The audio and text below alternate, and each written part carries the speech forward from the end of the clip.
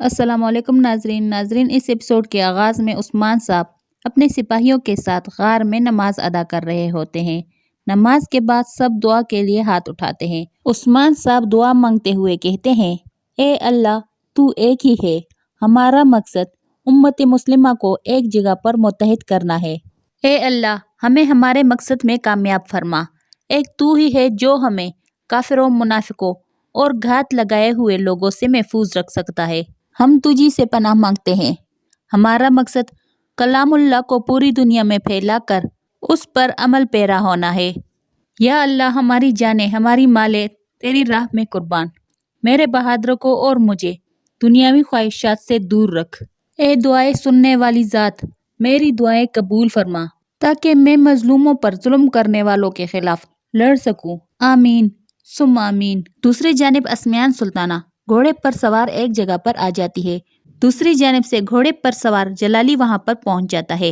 اسمیان سلطانہ پوچھتی ہے، جلالی بتاؤ نعمان کا اگلا قدم کیا ہے؟ جلالی کہتا ہے، والدہ سلطانہ آپ کے حکم کے مطابق میں نے تبریز سے نعمان کا پیچھا کیا۔ صورتحال بالکل بھی اچھی نہیں ہے۔ آپ نے سنا ہوگا نعمان کونیا پہنچ چکا ہے۔ جواباً سلطانہ کہتی ہے، میں یہ جانتی ہوں، مجھے یہ بتاؤ میرے بیٹے سلطان علاء الدین کا رویہ نعمان کے ساتھ کیسا ہے؟ جلالی کہتا ہے، سلطان علاء الدین کونیا کی حفاظت کی خاطر نعمان سے احترام کے ساتھ پیش آ رہا ہے، اور سلطان سرحدوں کی حفاظت کی خاطر نعمان کو کونیا میں مصروف رکھ رہے ہیں۔ نعمان ایک خونی بھیڑیا ہے والدہ سلطانہ، اسے اس سرزمین کی لذتوں اور خوشیوں کی کوئی پرواہ نہیں ہے، وہ جلد از جلد اس سرزمین پر آنا چاہتا ہے۔ والدہ سلطانہ کہتی ہے، اس سے پہلے کہ وہ ان سرزمینوں پر پہنچ جائے میں سرداران کی مدد حاصل کروں گی۔ اس کا اگلا منصوبہ کیا ہے؟ مجھے اس سے آگاہ کرو۔ جلالی کہتا ہے، نعمان بہت ہوشیار ہے، وہ اپنی فوج کو تقسیم کر دے گا، اس کی فوج بہت جلد ان سرزمینوں پر پہنچ جائے گی، لیکن نعمان ان کی قیادت نہیں کرے گا۔ اس پر سلطانہ پوچھتی ہے، اس کا کیا مطلب ہوا جلالی؟ جلالی کہتا ہے، نعمان ان سرزمینوں پر آنے والا سب سے بڑا جنگجو ہے والدہ سلطانہ، وہ جانتا ہے کہ سرداران متحد ہو جائیں گے، اس لیے وہ صرف دکھانے کے لیے کہہ رہا ہے کہ وہ آ رہا ہے، لیکن پہلے وہ شمال کی جانب جائے گا۔ یہ سن کر سلطانہ کہتی ہے، لیکن شمال کے سرداران اپنا اقتدار کھو چکے ہیں، سب سے پہلے جاندار قبیلہ، پھر چوبان قبیلہ، پہلے یہ انہیں تباہ کرے گا، اس سے پہلے کہ ہم اپنی طاقت حاصل کر لے وہ ہمیں بھی تباہ کر دے گا۔ اس سے پہلے کہ وہ سرحدوں پر پہنچے ہم اپنے مقصد میں کامیاب ہونے کی کوشش کریں گے۔ جلالی دوسری جانب ترگت اپنے سپاہیوں کے ساتھ موجود ہوتا ہے، اور وہ اپنے سپاہیوں سے کہہ رہے ہوتے ہیں، ہمارے پاس کفار کو دینے کے لیے کوئی سرزمین نہیں ہے، ہم ان سے اپنی سرزمین ایناگول واپس لے لیں گے۔ اس مقصد میں کامیاب ہونے کے لیے پھر چاہے ہم شہید ہو یا پھر ہمیں ان کے سر کاٹنے پڑے، ہم پیچھے نہیں ہٹیں گے۔ پھر وہ آجار سے پوچھتے ہیں، آجار بتاؤ سپاہیوں کی صورتحال کیسی ہے؟ آجار بتاتا ہے کہ وہ سب تیار ہے۔ پھر کوتان وہاں پر آ جاتا ہے۔ ترگت صاحب اس سے پوچھتے ہیں، مجھے گشت کے بارے میں بتاؤ، کیا وہ ہجوم میں ہے؟ کوتان بتاتا ہے، اولوف نے حفاظتی اقدامات بڑھا دیے ہیں، گشت کرنے والے الگ الگ چلتے ہیں لیکن ان کا ہجوم ہوتا ہے۔ تو ترگت کہتا ہے، وہ اپنی پوری فوج کو استعمال کر کے محتاط رہ سکتا ہے، ہمارے پاس حملے کے سوا کوئی چارہ نہیں، میرے بہادروں چلو۔ اس کے ساتھ ہی وہ لوگ روانہ ہو جاتے ہیں۔ یہاں جیر کوتاہی اور اولگن خاتون کوپرو حصار قلعے میں داخل ہو جاتے ہیں، اور دونوں بڑے محتاط ہو کر آگے کی جانب بڑھ رہے ہوتے ہیں۔ جیر کوتاہی کہتا ہے، تم میرے ساتھ کیوں آئی ہو؟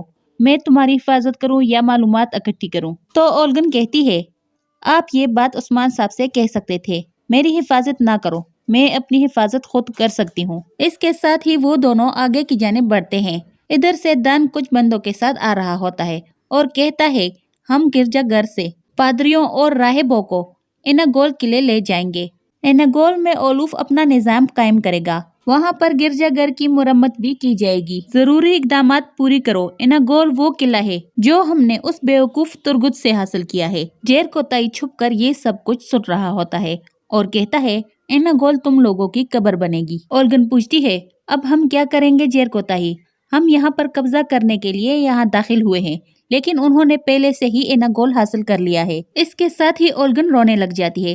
جیر کوتاہی کہتا ہے، خاموش ہو جاؤ، اس سے پہلے کہ انہیں معلوم ہو جائے کہ ہم کون ہیں، میں جو کہہ رہا ہوں وہ سنو۔ عثمان صاحب کو کافروں کے منصوبے کے بارے میں علم تھا، اب ہم ایناگول کے لے جائیں گے۔ اورگن خاتون کہتی ہے لیکن عثمان صاحب نے ہمیں کوپرو حصار قلعے میں رہنے کا کہا تھا۔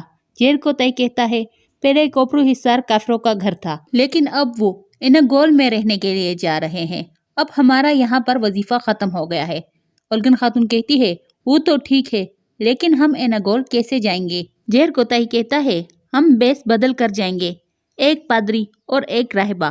پھر وہ دونوں آگے کی جانب بڑھتے ہیں۔ دوسری جانب بازنطینی سپاہی جنگل میں گشت کر رہے ہوتے ہیں جبکہ ترگت اپنے سپاہیوں کے ساتھ چھپ کر انہیں دیکھ رہا تھا۔ پھر ترگت صاحب کے ایک ہی اشارے سے ان کے سپاہی بازنطینی سپاہیوں پر تیر برسا دیتے ہیں جس کے نتیجے میں کوئی بھی بازنطینی سپاہی بچ نہیں پاتا اور ان کا کمانڈر بھی زخمی ہو جاتا ہے۔ کمانڈر زخمی ہو کر گھوڑے سے نیچے اتر آتا ہے۔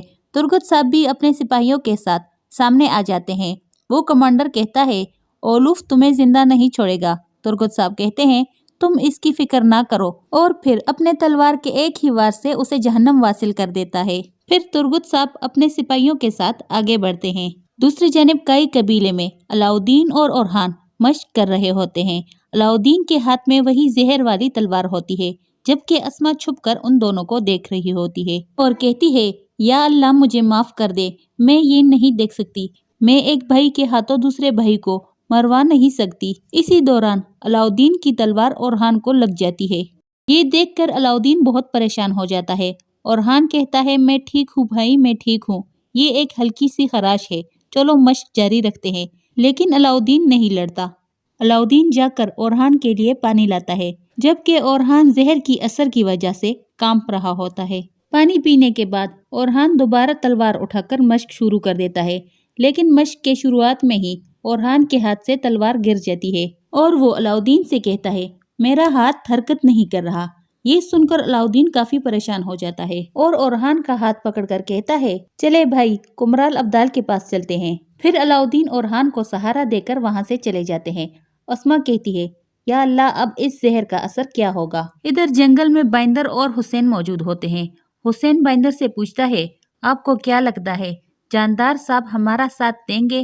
بائندر کہتا ہے میں نے جاندار سے جب نائمان کا ذکر کیا تو اس کی آنکھوں میں کوئی خوف نہیں تھا، اسے اپنے سپاہیوں پر بھروسہ ہے۔ اس کے ساتھ ہی وہ دونوں بیٹھ جاتے ہیں اور بائندر کہتا ہے جاندار سردار کے پاس ضرور کوئی ایسی طاقت ہوگی جس پر اسے بہت بھروسہ ہے۔ حسین کہتا ہے اگر اس کے پاس ایسی طاقت نہ ہوتی تو وہ اتنا بہادر نہ ہوتا۔ بائندر کہتا ہے میں اور کچھ نہیں جانتا لیکن اگر عثمان اس کے ساتھ مل جاتا ہے تو والدہ سلطانہ ہمارے سر کاٹ دے گی۔ حسین کہتا ہے پھر ہم کیا کریں گے حضور؟ بائندر کہتا ہے سردار جاندار کے پاس کوئی طاقت نہیں، جب تک ہمارے پاس کارا بے اور گرمیان بے ہوں گے اس وقت تک جاندار کے پاس کوئی طاقت نہیں ہوگی، ہم اپنا سر ایسے بچائیں گے، ہم انہیں عثمان کو قائل کرنے سے روکیں گے۔ پھر بائندر حسین سے پوچھتا ہے وہ کارا بے کا ایک داماد تھا، اس کا کیا نام تھا؟ تو حسین کہتا ہے اس کا نام اسلوبے تھا۔ یہ سن کر بائندر کہتا ہے ہاں اسلوبے، جب کارا بے کو پتا چلے گا کہ اس کے واحد داماد کو عثمان نے قتل کیا تھا تو کیا وہ عثمان کا ساتھ دے گا؟ یہ سن کر حسین کہتا ہے اس کا مطلب یہ ہوا کہ آپ آگ لگا دیں گے۔ بائندر کہتا ہے بالکل، میں اس آگ پر مزید تیل چھڑکوں گا۔ دوسری جانب سردار جاندار خط لکھواتے ہوئے کہہ رہے تھے آپ کی فوج تیار ہو رہی ہے، جب والدہ کا حکم ہوگا۔ تو اسی لمحے ایک سپاہی آ کر بتاتا ہے کہ عثمان صاحب تشریف لائے ہیں۔ یہ سن کر سردار جاندار کہتے ہیں مشکل وقت میں ایک انسان کو کئی طلبگار ملتے ہیں، چلو خط بعد میں لکھنا، پہلے عثمان صاحب کو سنتے ہیں۔ پھر عثمان صاحب اور ان کے سپاہی اندر داخل ہوتے ہیں۔ سلام دعا کے بعد سردار جاندار پوچھتا ہے اب آپ اپنے آنے کی وجہ بتائیں۔ عثمان صاحب کہتے ہیں جو ہم سے پہلے یہاں پر آئے تھے بائندر صاحب، انہوں نے آپ کو ہمارے آنے کی وجہ بتا دی ہوگی۔ یہ سن کر سردار جاندار کہتے ہیں کیا آپ مجھے یہ کہنے آئے ہیں کہ میں والدہ سلطانہ کا ساتھ دوں؟ اس پر عثمان صاحب کہتے ہیں میں چاہتا ہوں کہ آپ میرا ساتھ دیں۔ یہ سن کر سردار جاندار کہتا ہے یہ شرم کی بات ہے، وہ میرے لیے کم سے کم تحائف تو لے کر آئے تھے، آپ خالی ہاتھ آ کر مجھ سے میرا ساتھ مانگ رہے ہیں۔ جواباً عثمان صاحب کہتے ہیں میں نے دیکھا کہ وہ آپ کے لیے بہت سارے تحائف لے کر آئے تھے، وہ سمجھتے تھے کہ وہ آپ کو اور آپ کی فوج کو خرید لیں گے، انہوں نے آپ کو بہت سارا سونا بھی دیا، یہاں تک کہ انہوں نے آپ کو ایک چادر بھی دی، یہ سوچ کر کہ وہ آپ کو استعمال کریں گے۔ یہ سن کر جاندار صاحب بہت غصے میں آ کر کہتے ہیں عثمان صاحب इसी जगह पर इस एपिसोड की एंड हो जाती है। आप लोगों से गुजारिश है हमारे चैनल को सब्सक्राइब करें और वीडियो को लाइक करें। शुक्रिया।